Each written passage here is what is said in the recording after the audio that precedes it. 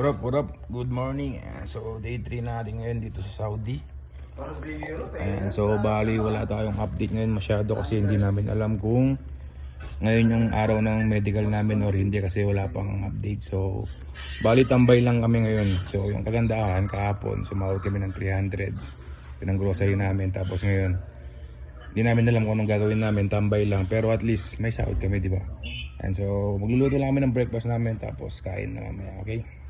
Right, ito ang breakfast namin ngayon. Dahil wala kaming ginagawa, ayan, practice ng Arabic, ayan. Ito yung tutor namin, semi-tutor. Tine-training. This one's good. Mia is excellent. Yeah.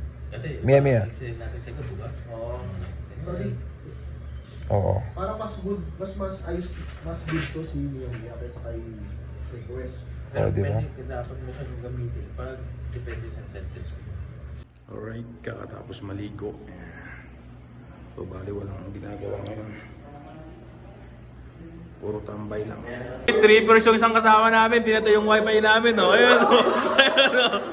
Pinatay yung wifi namin, naka 5 month pa man din kami, no?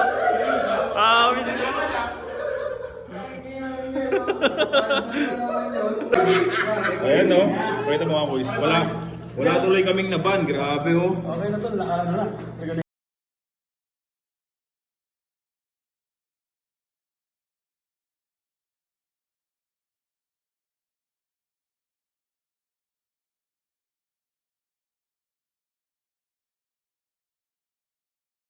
Ito ang pagkain namin ngayon, no?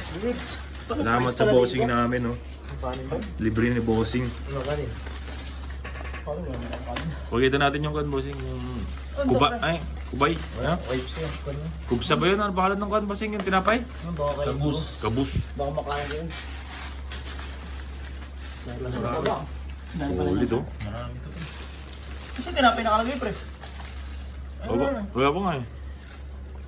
Ulit, dami, oh. Salamat sa bossing natin, oh. Tigim ko pala, pumasok agad yung kasi sa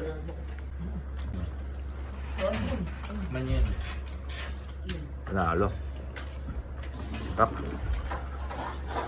Masarap na itong manok. Masarap pa dahil libre.